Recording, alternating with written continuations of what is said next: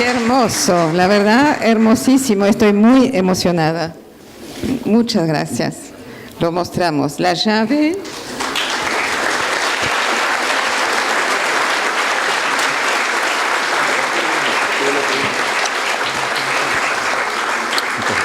A raíz de llaves, les quiero decir que en mi libro, que lamentablemente no les puedo dejar porque está en francés y estoy esperando la traducción al castellano, hay historias de llaves. Bien. También. Porque sí, siempre había algún vecino o algún amigo que le dejaba la llave a un amigo por si venían a buscarlo. Muchas gracias, Helen, por su historia. Y ahora sí, abrimos estos pequeños minutos para aprovechar una visita importante, conocer algunas de las dudas que les puedan surgir. Levanten la mano con total tranquilidad, estamos en familia, este auditorio ha sido testigo durante muchos años de importantes eventos como el que hoy acontece. Si me permiten, como disparador, me gustaría preguntarle cómo fue el reencuentro con sus padres. ¿Cómo fue el reencuentro con sus padres? Bueno, no me fue tan fácil. Me voy a sentar. Bueno. No me fue tan fácil. El primer reencuentro, ese primero en agosto del 44, en que nos encontramos con que no teníamos ni vivienda ni negocio, yo no lo recuerdo, pero mis padres me dijeron que yo estaba muy mal.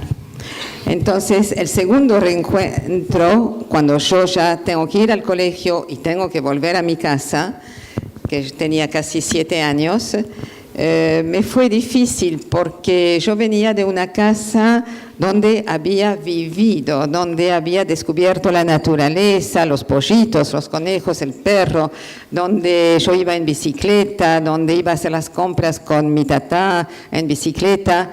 Y París no era nada de esto en ese momento.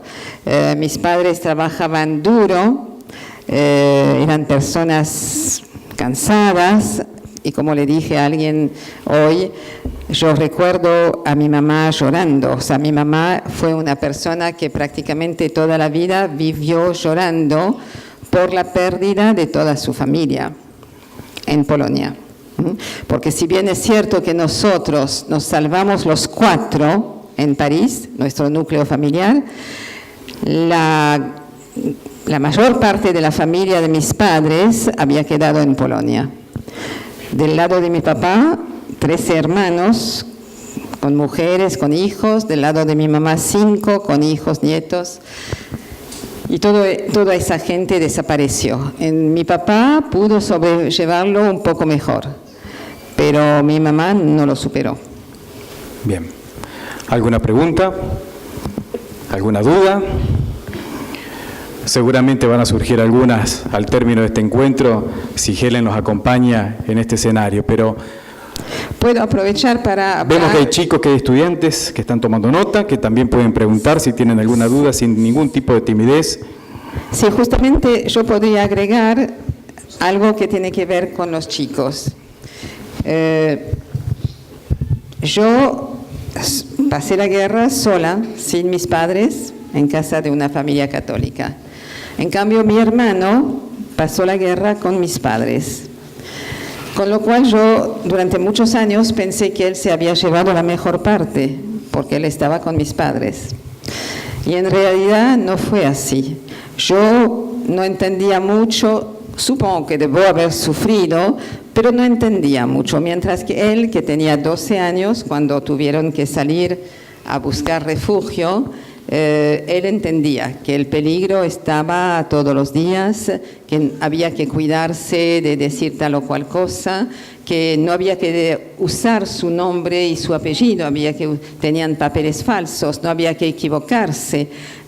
En fin, tenía que vivir otra persona, o sea, bajo otra identidad y bajo otras ideas. Y eso debe haber sido muy difícil para él, porque cuando terminó la guerra, él terminó el colegio primario, que le faltaba 1 año, y después no quiso saber más de estudio, quiso vivirla bien, pasarla bien, cosa que no era muy bueno para mis padres. Y Después se reintegró, después empezó a encaminarse, pero nunca más quiso hablar de la guerra. Es decir, cuando yo le preguntaba algo para saber algo de los muchos detalles que no conozco de la vida de ellos durante la guerra, él me decía que no se acordaba. Y era imposible que no se acordaba, porque él tenía entre 12 y 15 años, o sea, debía acordarse. No quería contestar. Y ese no contestar de él a mí me puso muy mal durante muchos años. Hasta que en el año 2008-2009 empecé a hacer la tramitación para que sus salvadores, esos tontón y tatán que habían salvado a mis padres y a él, fuesen reconocidos, como dije antes, como justos entre las naciones. Pero yo no había sido salvada, había sido salvado él. Entonces yo quería que él tomara injerencia en eso. Y no estaba muy decidido. Entonces empecé a hacerle preguntas para que me ayudara a construir la historia, que me faltaban muchas piezas. Y él no lo hizo. Le mandé una carta, porque él vivía en Francia, le mandé una carta, una lista de preguntas, 20 preguntas. Perdió la carta. La volví a mandar, pasaron 2 meses, no la contestó. Y un día, era Pascua, lo llamo para saludarlo, ya sin pensar en la lista de preguntas, porque ya la daba por perdida. Y entonces lo saludo y él me dice, me parece que tengo que contestarte algunas preguntas. Yo no lo podía creer, salté en una pata, agarré la lista y empezamos. Primera pregunta, me contestó.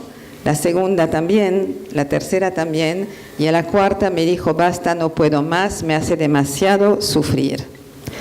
Y ahí recién ahí entendí que realmente no lo hacía por malo, por caprichoso, por llevarme la contra, sino que el sufrimiento del adolescente en esas circunstancias es mucho más profundo, mucho más traumático que para una criatura más chica. Eso es lo que yo les quería contar. Helen, aquí hay una persona que quiere hacer una consulta. Sí. Hola. Mi pregunta va a de qué manera usted empezó el reencuentro con su historia, ¿no? ¿Cuál fue el disparador y cómo pudo abordar la reconstrucción parcial o total de sus vivencias, la de su familia? Porque me imagino que no debe ser fácil, sobre todo cuando el sujeto en cuestión es uno mismo. Sí, yo no hablaba de mi infancia, yo no hablaba ni pensaba tampoco en mi infancia hasta los 50 y pico de años. O sea, en mi entorno sabían lo que yo había vivido, yo lo contaba, pero así nomás. Y en 1997, creo, se había formado en Estados Unidos un grupo de niños escondidos. Y yo recibí una invitación para ir a la primera reunión de estos niños escondidos. Se reunieron 1000 personas en Nueva York, pero no pude ir. Y entonces aquí conocí a 2 o 3 personas que habían sido también niños escondidos en otros países y nos planteamos la posibilidad de replicar lo que se estaba haciendo en Estados Unidos. Y armamos un grupo de niños escondidos, franceses, polacos, belgas, holandeses, éramos varios. Y es a partir de este grupo, o sea, nos reuníamos una vez por mes en nuestras casas y fue tan hermoso porque a pesar de ser triste, ¿no?, las historias que nos contábamos, porque nos contábamos nuestras historias, a pesar de esa tristeza, nos sentíamos realmente hermanados. O sea, creo que por más que uno cuenta su historia, la historia de un sobreviviente, a su marido, a su hijo, no es lo mismo que contarlo a un par, al que ha vivido la misma situación que uno. es otra onda, o sea, se vibra de otra manera. Y esos encuentros fueron muy importantes para mí. Ahí yo me di cuenta que no era la única que tenía problemas, qué sé yo, de fobias o de miedos, que no era la única. O sea, toda esa gente que había vivido más o menos las mismas circunstancias que yo, tenían los mismos problemitas psicológicos, digamos. Y bueno, a partir de ahí nos seguimos reuniendo, establecimos que teníamos que hacer cosas. Poco a poco nos hemos transformado en una institución que es ahora Generaciones de la Shoah. Hemos incorporado a sobrevivientes mayores, a hijos de sobrevivientes, aprendices, etc. Y nos hemos transformado en una asociación que, como lo dije antes, busca de ayudar a que el mundo de alguna manera mejore en algún momento pronto, ¿no? Y en cuanto a mi historia personal, no me es fácil recuperarla, todavía me falta mucho. Es muy interesante lo que estoy haciendo con este libro, porque en este libro trabajo con 29 personas que todas han vivido en Francia durante la guerra, como yo, o toda la guerra o una parte de la guerra, pero tenemos el denominador común de haber pasado una parte de la guerra en Francia, de haber sobrevivido y de haber llegado a la Argentina. Y es muy interesante porque yo soy bastante hábil, digo, para que la gente me cuente. Y lo que me cuentan muchas veces, algunas veces, me ayuda a recuperar cosas mías. No, tal vez no a recuperar, porque ninguna historia es exactamente la misma, pero son cosas parecidas. Entonces hay cosas que entiendo mejor de mi historia, de la historia de mis padres, y hay cosas que ahora puedo situar de otra manera. Puedo dar un ejemplo, o varios. Por ejemplo, después de la guerra, cuando volví a lo de mis padres, en el 47, habían llegado 2 hermanos de mi papá que se habían salvado en Uzbekistán. Uno había perdido su mujer y su hija, el otro era soltero. Y en casa se hablaba el yiddish, con ellos se hablaba el yiddish. Y yo empecé a hablar yiddish con ellos, o sea, muy rápidamente. Y no me explicaba qué genio yo era de haber aprendido tan rápido el yiddish. Y es trabajando con una de mis compañeras, con Josette, otra Josette, que a ella le había pasado lo mismo y ella lo tenía más claro. O sea, llegamos a la conclusión que si nos fue fácil hablar yiddish después de la guerra, es porque lo hablábamos antes de la guerra o cuando vivíamos con nuestros padres. O sea que los 2 primeros años míos, lo poco que yo hablaba, lo hablaba en yiddish. Por eso me fue fácil recuperarlo. Eso es un detalle. Después, por ejemplo, mi papá fue a un campo de entrenamiento militar porque se portó voluntario. Y yo tengo el papel que dice que fue de tal fecha a tal fecha, que fue liberado en tal fecha, que recibió tanto dinero por esos días. Y ese papel para mí realmente no representaba gran cosa porque yo no me imaginaba a mi papá luchando. No era hombre de llevar armas. Y con otro de mis compañeros, en el libro resulta que su papá también se portó voluntario, también fue a ese campo de entrenamiento militar, y otro más, y otro más.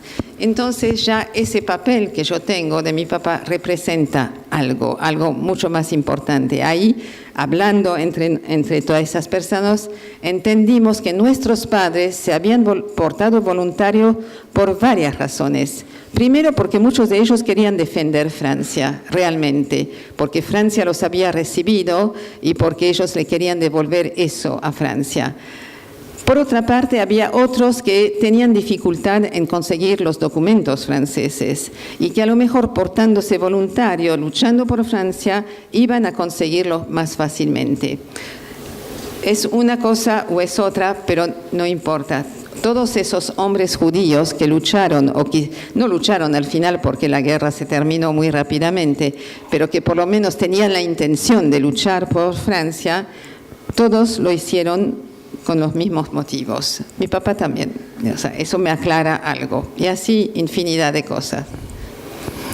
Bien, ¿alguna otra consulta? Por favor. Allí hay. Sí, señor. No escucho. Sí.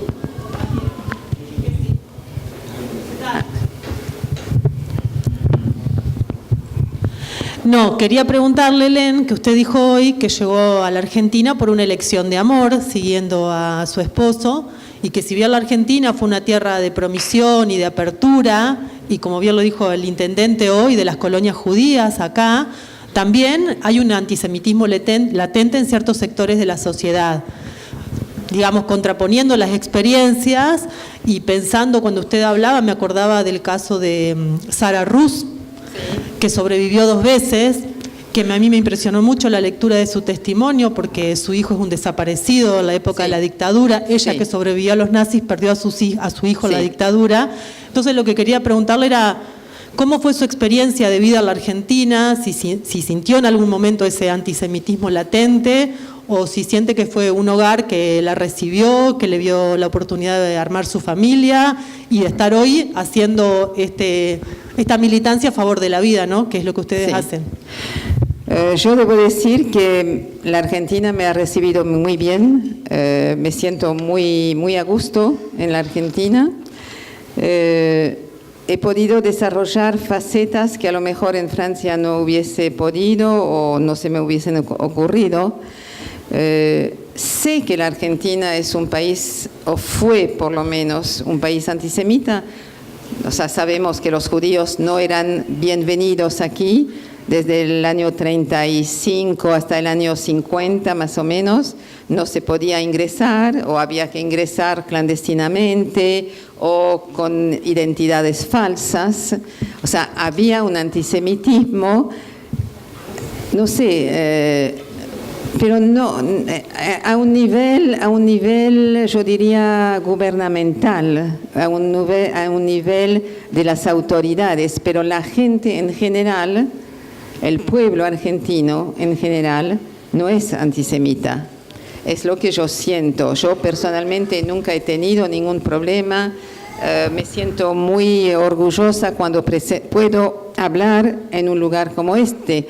Orgullosa y feliz, porque realmente ustedes todos acá, es una maravilla tenerlos todos acá escuchando lo que estoy diciendo. Creo que eso habla muy bien de la Argentina. Y lo de las colonias, bueno, fue también, no todo fue blanco ni todo fue negro para las colonias judías en la Argentina. Yo hice un trabajo sobre las colonias, tengo un libro escrito y hablo en particular de Concepción del Uruguay, porque aquí vivió una familia Mariage, no sé si ustedes se acuerdan de ese nombre, y alrededor había varias colonias judías. Es una maravilla, o sea, la gesta colonizadora, agraria, judía en la Argentina es algo que no se ha dado en ninguna parte. O sea, se pudo dar acá por algo.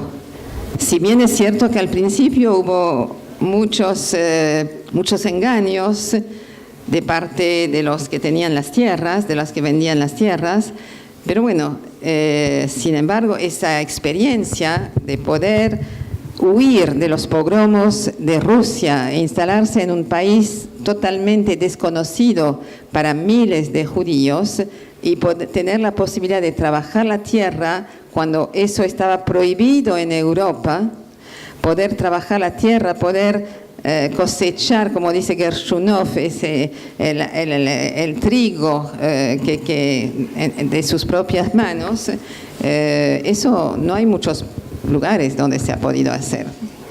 Así que bueno, es como todos los países, están los lados oscuros y los lados luminosos, pero en general la Argentina es un país muy acogedor. Bien, antes de despedirnos queremos pedirle dos cosas. En principio, paciencia para poder retirarnos lentamente de este auditorio. Sepan que hay una rampa de acceso y egreso al auditorio para las personas mayores que así lo deseen realizar. Agradecerle, Helen, su presencia y agradecerle esencialmente a los jóvenes por su compromiso, solidaridad y respeto, como así también a las personas mayores que estuvieron desde hoy temprano aguardando para ingresar a esta charla. Con este cálido aplauso la despedimos de Concepción del Uruguay. Muchas gracias a todos ustedes. Muchas gracias a todos. Muchas gracias. Son una maravilla.